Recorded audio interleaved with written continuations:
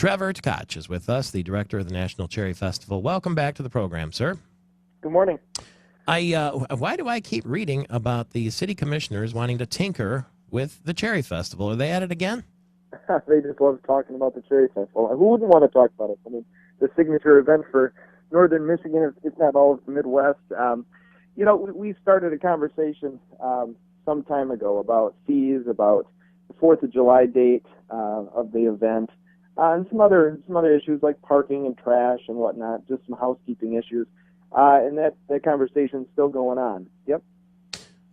So what now? I understand they want to what? They want to have some sort of a cap on the expenses, and they want you to clean up faster?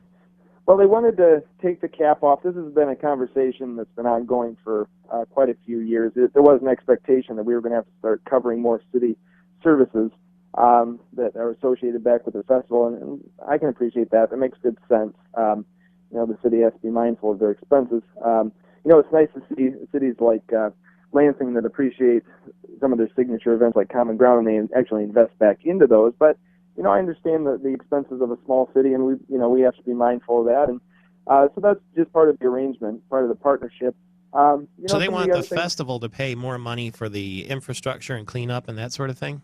Well, they want us to pay back, like for police services and whatnot. But yes, then there's the additional fees that they ask us to cover, like additional trash pickups on the beach and downtown, faster setup and tear down. So there's a lot of new expenses that they want to talk about that we haven't necessarily had to cover in the past. I'm just... How much are you willing to spend? I mean, you're spending $45,000 on that right now? Well, plus what we already cover on trash, and the fast setup and tear down that we already do. So being asked to do a faster setup, tear down, do more trash pickup, maybe concede some space for open space, which would eliminate our opportunity to make revenue on that property. There's a lot of variables at play, and what I'm trying to get across to the group is you can't make each of those decisions in a silo on these separate issues. I mean, they all have a financial impact to the bottom line of the festival. So I'm hopeful we get this ad hoc committee together, we can look at all of the issues together, make some good decisions for both sides, that, the city is made whole, but at the same time, the festival isn't put in a financial position to, be unsustainable long term. Oh, let me ask you a question. Could you move it to Elk Rapids or, I don't know, out to Grand Traverse or something like that? Well, Traverse City is the home of the National Cherry Festival. It's the cherry capital of the world. After 88 years, I can't imagine we'd want to move it, and I don't think that's the expectation. I think we just need to figure out how it fits into Traverse City for the long term, because that's what I'd like to see, a long-term contract with the city, so that both sides of the fence know the expectations coming into it each year. Obviously, there's going to be tweaks every year. We're always trying new things, trying to be, new and fresh and progressive. But at the same time, you got to put yourself in the city's shoes.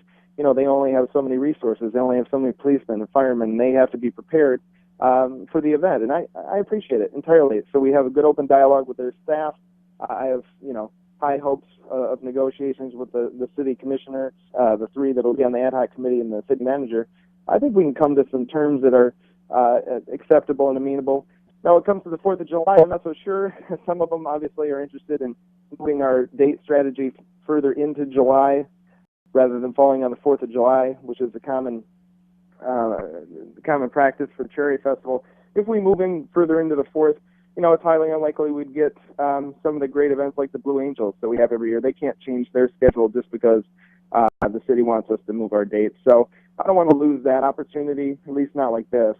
And there's other events that would be impacted. I mean, Michael, you've been up here for the film festival. We get too close to the film festival. There's no reprieve between the two events. They rely on the same volunteers we do. I mean, with 2,100 volunteers working for a week with Cherry Festival, they get a week off and then they have to turn it right back on for film festival. Probably not a very realistic idea.